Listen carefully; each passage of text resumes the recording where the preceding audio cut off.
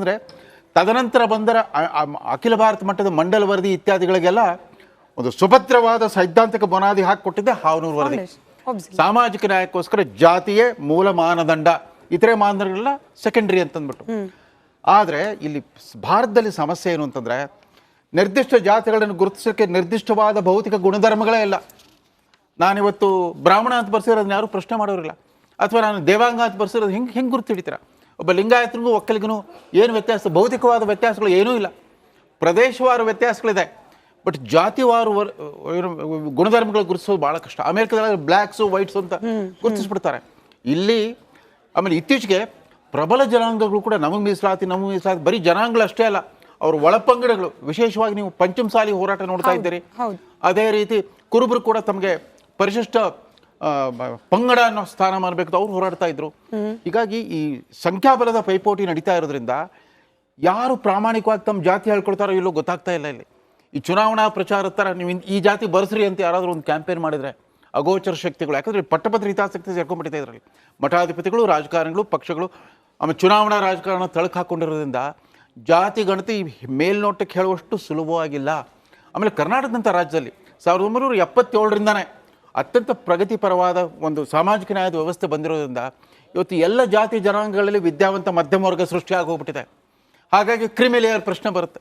Supreme ಕೋರ್ಟ್ನಲ್ಲಿ ಕೂಡ ಸ್ವತಃ ಒಬ್ಬ ದಲಿತ ನ್ಯಾಯಮೂರ್ತಿಗಳ ಕ್ರಿಮಿ ಲೇಯರ್ ಪ್ರಸ್ತಾಪ ಮಾಡೋದಕ್ಕೆ ತಕ್ಷಣವೇ ವಿರೋಧ ಬಂತು. ಆಳು ಪಕ್ಷದಲ್ಲಿ ವಿರೋಧ ಬಂತು. NDA ಮೈತ್ರಿಕೂಟದ ದಲಿತ ಸಂಸದರೆಲ್ಲ ಹೋಗ್ಬಿಟ್ಟು ಪ್ರಧಾನಿಯವ್ರಿಗೆ ಕನ್ವಿನ್ಸ್ ಮಾಡಿದ್ರು, ಅದು ಬೇಡ, ತಪ್ಪು ಸಂದೇಶ ಕೊಡುತ್ತೆ ಅಂತಂದ್ಬಿಟ್ಟು. ಜಾತಿ ಗಣತಿ ಅವ್ರ ಹತ್ರ ಜಾತಿ ಗಣತಿ ವರದಿ ಇಲ್ಲ, ಜಾತಿ ಸಮೀಕ್ಷೆ ವರದಿ, ಅದನ್ನು ಬಹಿರಂಗ ಪಡಿಸ್ಲಿ. ಏನಾದೀತು? ಏನು ಎಕ್ದಮ್ ಅವ್ರು ಶ್ರೀನಿವಾಸನ ಹೋಗ್ಬಿಡುತ್ತಾ? ಆದರೆ ಯಾಕೆ ಅವತ್ತಿಂದ ಇವತ್ತಿನವರೆಗೂ ಮೀನಾಮೇಷ ಎಣಿಸ್ತಾ ಬಂದಾರೆ ಸಿದ್ದರಾಮಯ್ಯ, ಇದು ಗೊತ್ತಾಗ್ತಾ ಇಲ್ಲ. ಬಟ್ ಅದನ್ನ ಪದೇ ಪದೇ ಚರ್ಚೆಗೆ ತರೋ ಟೈಮಿಂಗ್ ಇದೆಯಲ್ಲ, ಇದ್ರ ಬಗ್ಗೆ ಪ್ರಶ್ನೆ ಯಾದವ್ ಜಿ, ಇವತ್ತು ನೀವು ಒಪ್ಪಲ್ಲ ಈ ಸರ್ವೆನ, ಬಟ್ ಸ್ಟಿಲ್ ನಾನು ಹೇಳ್ತೀನಿ, ರಿಪಬ್ಲಿಕ್ ಕನ್ನಡದಲ್ಲಿ ಇವತ್ತು ಪ್ರಶ್ನೆ ಕೇಳಲಾಗಿತ್ತು. ಮಹಾಭಾರತ ಮಹಾಪ್ರಶ್ನೆ ಅಂತ ಹೇಳಿ ಜಾತಿ ಗಣತಿ ಚರ್ಚೆ ಕೇವಲ ಮೂಡ ಡೈವರ್ಷನ್ ಗಿಮಿಕ್ಕ. 86% ಜನ ಸರ್, ಇವಾಗ ಅಪ್ಡೇಟು 85% ಜನ ಹೌದು ಇದು ಕೇವಲ ಗಿಮಿಕ್, ನಿಜವಾಗ್ಲೂ ಇಂಟೆನ್ಷನ್ ಏನಿಲ್ಲ ಇದನ್ನ ಬಹಿರಂಗ ಪಡಿಸೋದು ಅಥವಾ ಅನುಷ್ಠಾನಕ್ಕೆ ತರೋದು ಅನ್ನೋ ರೀತಿಯಲ್ಲಿ ಓಟ್ ಹಾಕಿದ್ದಾರೆ.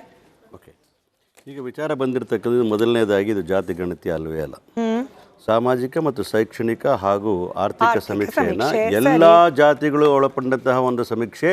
6.5 ಕೋಟಿ ಕನ್ನಡಿಗರಿಗೆ ಸಮೀಕ್ಷೆ ಆಗಿರ್ತಕ್ಕಂಥದ್ದು ಅನ್ನೋದು ಮರಿಬಾರ್ದು.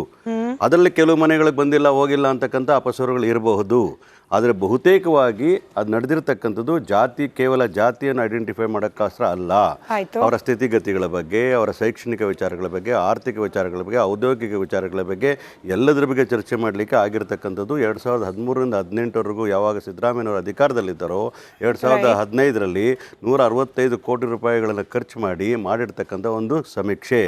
165 ಕೋಟಿ ರೂಪಾಯಿಗಳು ಅದು ಯಾರ ಮನೆಯ ದುಡ್ಡು ಅಲ್ಲ, ಅದು ಕಾಂಗ್ರೆಸ್ನವ್ರದ್ದು ಅಲ್ಲ, ಬಿಜೆಪಿ. ಬಿಡುಗಡೆಗೊಳಿಸಿ, ನಿಜವಾಗ್ಲೂ ಇಂಟೆನ್ಷನ್ ಇದ್ರೆ ಅನುಷ್ಠಾನಕ್ಕೆ ತಂದು ಬಿಡಿ, ಆಯ್ತಾ?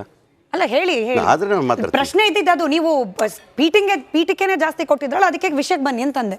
ನೀವು ಅಡ್ಡ ಮಾತಾಡಿದ್ರೆ ನಾನು ಜಾಸ್ತಿ ಟೈಮ್ 165 ಕೋಟಿ ರೂಪಾಯಿ ಯಾರ್ದು ಅಂತ ಹೇಳ್ತಾ ಇರ್ಬೇಕಾದ್ರೆ, ಸಾರ್ವಜನಿಕರದು ಅಂತ ಹೇಳ್ಬೇಕಾದ್ರೆ ನೀವು ಸ್ವಾಗತ ಮಾಡಬೇಕು, ಅದಕ್ಕೆ ನಿಮ್ಮ ಅಡ್ಡ ಮಾತಾಡೋ ಅವಶ್ಯಕತೆ ಇರಲಿಲ್ಲ.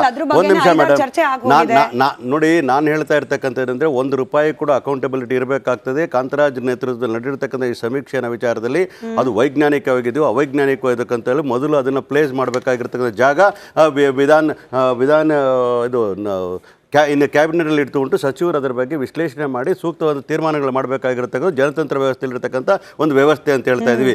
ಯಾಕೆ ಈ ಒಂದು ಸೋಷಿಯೋ ಎಜುಕೇಷನ್ ಎಕನಾಮಿಕ್ ಸರ್ವೆನ ಕರ್ನಾಟಕ ರಾಜ್ಯದಲ್ಲಿ ಕಾಂಗ್ರೆಸ್ ಪಕ್ಷ ಮಾಡಲಿಕ್ಕೆ ಸಾಧ್ಯ ಆಯಿತು? ಇಡೀ ದೇಶದಲ್ಲಿ ಮೊಟ್ಟ ಮೊದಲ ಬಾರಿಗೆ ಕರ್ನಾಟಕ ರಾಜ್ಯ ಮಾಡಬೇಕಾದಂದ್ರೆ ಅವರು ಸಿದ್ದರಾಮಯ್ಯನವರು ಅಭಿನಂದನೆ ಸಲ್ಲಿಸಬೇಕಾಗ್ತದೆ.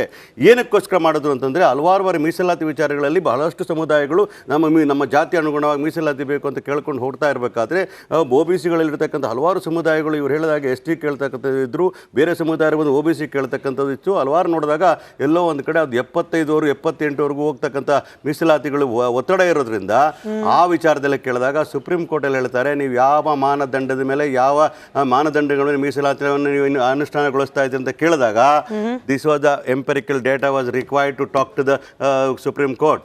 ಹಾಗಾಗಿ ಒಂದು ಡೇಟಾ ಕಲೆಕ್ಟ್ ಮಾಡಲಿಕ್ಕೋಸ್ಕರ ಪ್ರಾಮಾಣಿಕವಾಗಿ ಸುಮಾರು ಲಕ್ಷಾಂತರ ಟೀಚರ್ಗಳನ್ನು ಕೆಲಸಕ್ಕಿಟ್ಟು ಎಲ್ಲ ವರ್ಗದ ಟೀಚರ್ಗಳನ್ನು ಅಧಿಕಾರಿಗಳನ್ನ ಕೆಲಸಕ್ಕಿಟ್ಟು ಮಾಡಿರ್ತಕ್ಕಂಥ ಸಮೀಕ್ಷಾ ವರದಿ. ಚರ್ಚೆ ಆಗಿದೆ ಯಾದವ್ ಜಿ, ಮತ್ತೆ ವಿಷಯಕ್ಕೆ ಬನ್ನಿ. 1.5 ನಿಮಿಷ ಆಯ್ತು.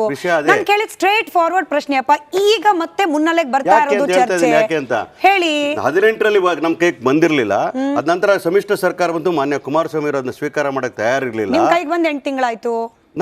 ಅದಾದ್ಮೇಲೆ ನಮ್ಮ ಕೈಗೆ ಬಂದು 8 ತಿಂಗಳಾದ ನಂತರ ಕೂಡ ಚುನಾವಣೆಗಳ ಹತ್ರ ಬಂತು. ಆ ಚುನಾವಣೆ ಸಂದರ್ಭ ಮಾಡಕ್ ಹೋದ್ರೆ ನಿಮ್ಮಂತ ಮಹಾನುಭಾವರು ಹೇಳ್ತಾರೆ ಚುನಾವಣೆಗೋಸ್ಕರ ಮಾಡಿದ್ರೆ ಗಿಮಿಕ್ ಅಂತ ಹೇಳ್ತೀರಂತ ನಮಗೆ ಗೊತ್ತಿತ್ತು. ಚುನಾವಣೆಗಳಾದ ನಂತರ ಚುನಾವಣೆ ಆದ ನಂತರ ಮಾಡಬೇಕು ಅನ್ನೋ ವಿಚಾರಗಳು ಇತ್ತು ನಮ್ಮಲ್ಲಿ. ಖಂಡಿತವಾಗ್ಲೂ ಕೂಡ it is the decision of the cabinet, will definitely do it. ಅದಕ್ಕೂ ಮೂಡಕ್ಕೂ ಸಂಬಂಧವೇ ಇಲ್ಲಂತ ವಿಚಾರಗಳು, ಇದು ಸರ್ವ ಜನಾಂಗಕ್ಕೆ ಸೇರಿರ್ತಕ್ಕಂಥ ವಿಚಾರಗಳು. ಅದನ್ನ ನಾವು ವೈಜ್ಞಾನಿಕ ನೋಡಬೇಕಂತ ವಿಚಾರ. ಯಾವುದೇ ಕಾರಣ ಕೂಡ ಮೂಡ ಜೊತೆಗೆ ನೀವು ತಾಳಿ ಹಾಕ್ತಕ್ಕಂಥದ್ದು ಸರಿ ಇಲ್ಲ. 2 ಘಟನೆಗಳು ಏಕಕಾಲದಲ್ಲಿ ಸಂಭವಿಸ್ತಾ ಇರೋದು ಕೇವಲ it's a mere coincidence, ಹೌದಾ?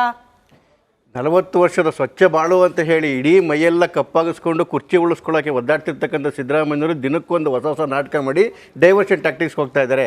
ಅವ್ರು ಹೇಳ್ತಾ ಇರೋದೇನು, ಜಾತಿ ಗಣತಿಯನ್ನು ಕೊಡ್ತಾ ಇದ್ದೇವೆ, ಕಾಂತರಾಜ್ ವರದಿಯನ್ನು ಅನುಷ್ಠಾನಗೊಳಿಸ್ತಿದ್ದೀವಿ ಅಂತೇಳಿ. ಈವಾಗ ಕೊಟ್ಟಿರ್ತಕ್ಕಂಥ ವರದಿ ಸಾಮಾಜಿಕ ಮತ್ತು ಶೈಕ್ಷಣಿಕ ಸಮೀಕ್ಷೆ 2015ರ ದತ್ತಾಂಶಗಳ ಅಧ್ಯಯನ ವರದಿ 2024. ಜಯಪ್ರಕಾಶ್ ಹೆಗಡೆ ಅವರು ಕೊಟ್ಟಿರ್ತಕ್ಕಂಥದ್ದು. ಇದು ಕಾಂತರಾಜ್ ಅವ್ರ ವರದಿ ಅಲ್ಲ.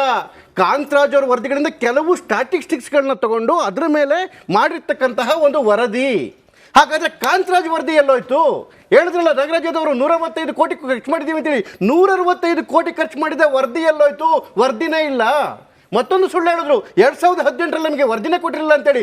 ಸಿದ್ದರಾಮಯ್ಯನವರು ಚೀಫ್ ಮಿನಿಸ್ಟರ್ ಸಿದ್ದರಾಮಯ್ಯನವರು 2015ರಲ್ಲಿ ಇವ್ರು ಕಾಂತರಾಜಿಗೆ ವರದಿ ಮಾಡಿ ಅಂತ ಹೇಳ್ತಾರೆ. 165 ಕೋಟಿ ರೂಪಾಯಿ ಕರ್ನಾಟಕದ ಜನಗಳ ಹಣ ಖರ್ಚಾಗುತ್ತೆ, ರಿಪೋರ್ಟ್ ರೆಡಿ ಆಗಿದೆ ಅಂತ ಹೇಳಿದ್ರೆ ಅದೇ ಸಿದ್ದರಾಮಯ್ಯನವರು ರಿಪೋರ್ಟ್ ತಗೊಳ್ಳೋದೇ ಇಲ್ಲ. ಇದ್ದಕ್ಕಿದ್ದಂಗೆ ರಿಪೋರ್ಟ್ ಕಾಣೆಯಾಗುತ್ತೆ. ನೋಡಿ ಆ ರಿಪೋರ್ಟ್ ಆಯ್ತಾ, ಬಿಟ್ಟೋದಿಲ್ಲ. ಅದಾದ್ಮೇಲೆ ವರದಿನ ಕಾಣೆಯಾಗಿದೆ ಅಂತಾರೆ. ಎಲ್ಲೋ ಒಂದ್ ಕಡೆ ಎಕ್ಸ್ಟ್ರಾ ಸಿಗುತ್ತೆ, ಎಲ್ಲೋ ಒಂದ್ ಕಡೆ ಎಕ್ಸ್ಟ್ರಾ ಸಿಗುತ್ತೆ. ಅದ್ರಲ್ಲಿ ಇಬ್ಬರು ಸದಸ್ಯರು ಪ್ಲೀಸ್ ವರದಿ ನಮಗೆ ಸ್ವಲ್ಪ ಟೈಮರ್ ಹಾಕ್ಬಿಟ್ಟಿದ್ವಿ ಇವತ್ತು. ಇಲ್ಲ ಪ್ಯಾನಲಿಸ್ಟ್ ಗಳಿಗೆ ವಿಶೇಷವಾದ ಸೂಚನೆ. 10 ಸೆಕೆಂಡ್ ಟೈಮ್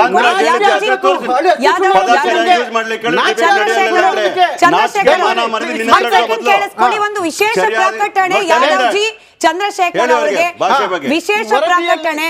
ಇವತ್ತಿನಿಂದ 1 ನಿಮಿಷ 30 ಸೆಕೆಂಡ್ಗಳ ಸಮಯವನ್ನ ನಿಗದಿ ಮಾಡಲಾಗಿರುತ್ತೆ ಒಬ್ಬ ಪ್ಯಾನಲಿಸ್ಟ್ಗೆ. ಅವಾಗ ಇನ್ನೊಬ್ರು ದಯವಿಟ್ಟು ಅವರ ತಾಳ್ಮೆಯನ್ನ ಭದ್ರವಾಗಿ ಇಟ್ಕೊಳ್ಬೇಕಾಗಿ ವಿನಂತಿ. ಇನ್ನೊಂದು, ಭಾಷೆ ಬಗ್ಗೆ ಗಮನ ಇರಲಿ, ಬಳಸುವ ಪದಗಳ ಬಗ್ಗೆ ದಯಮಾಡಿ ಗಮನ ಇರಲಿ. ಲೈವ್ ಹೋಗ್ತಾ ಇದೆ, ನಾವು ಎಡಿಟ್ ಮಾಡೋಕ್ಕೂ ಆಪ್ಷನ್ ಇಲ್ಲ. ಮತ್ತೊಮ್ಮೆ ಸಿಎಂ ಸಿದ್ದರಾಮಯ್ಯವ್ರನ್ನ ಕೇಳ್ತಿದ್ದೀವಿ, ಕಾಂತರಾಜ್ ವರದಿ ಅಂತ ಹಸಿ ಸುಳ್ಳು ಹೇಳ್ತಿಲ್ಲ ಸಿದ್ದರಾಮಯ್ಯನವರೇ. ಸಾಮಾಜಿಕ ಶೈಕ್ಷಣಿಕ ವರದಿ 2024 ಸ್ವೀಕರಿಸಿದಿರಲ್ಲ, ಕಾಂತರಾಜ್ ವರದಿಯಲ್ಲಿ ಒಂದು ಕಾಂತರಾಜ್ ವರದಿಯಲ್ಲಿ ಏನೋ ಒಂದು ಎಕ್ಸ್ಟ್ರಾ ಸಿಕ್ತಂತೆ. ಅದರಲ್ಲಿ ಸದಸ್ಯರೇ ಸೈನ್ ಹಾಕಿಲ್ಲ, ಕಾರ್ಯದರ್ಶಿನೇ ಸೈನ್ ಹಾಕಿಲ್ಲ. ಅದರ ಅರ್ಥ ಕಾಂತರಾಜ್ ವರದಿ ಇವ್ರ ಕೈಲಿಲ್ಲ. ಯಾವುದೋ ಒಂದು ಇದನ್ನ ಮಾಡಿಕೊಂಡು ಜಯಪ್ರಕಾಶ್ ಹೆಗಡೆ ಅವರಿಂದ ಒಂದು ವರದಿ ತರಿಸ್ಕೊಂಡು ಮಾಡ್ತಾ ಇದ್ದಾರೆ. ಮೊದಲನೇದು. ಎರಡನೇದು, ಈ ವರದಿ ಫೆಬ್ರವರಿ 29ಕ್ಕೆ ಕೊಟ್ಟರು ಸರ್ಕಾರಕ್ಕೆ. 8 ತಿಂಗಳಾಯ್ತು. 8 ತಿಂಗಳು ಯಾವ್ದಾದ್ರು ಸರ್ಕಾರ ಹುಲುಮೆ ಆಯ್ತಾ? ಚುನಾವಣೆ ಅದಾದ್ಮೇಲೆ ಒಂದ್ ನಿಮಿಷ, ಆ ಸಂದರ್ಭದಲ್ಲಿ DCM deputy chief minister DK Shivakumar ಹೇಳ್ತಾರೆ ಇದು ವೈಜ್ಞಾನಿಕ ವರದಿ ಅಲ್ಲ, ವೈಜ್ಞಾನಿಕ ವರದಿನ ಅಂತ ಸ್ಪಷ್ಟೀಕರಣ ಕೇಳ್ತಾ ಇದ್ದೇವೆ. ಹಾಗಾಗಿ